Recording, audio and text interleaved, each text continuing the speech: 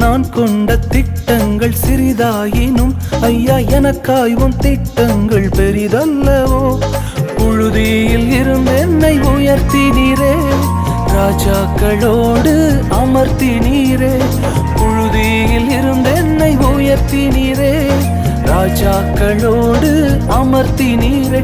உந்தன் கிருபைகளை எண்ணி நான் பாடுவேன், உந்தன் மகிமைதனை தினம் நான் ருசிப்பேன். அல்லேலுயா அல்லேலுயா அல்லேலுயா அல்லேலுயா.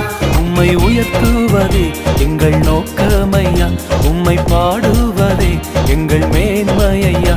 உம்மை உயர்த்துவதே எங்கள் நோக்கமையா, உம்மை பாடுவதே எங்கள் மேன்மையா.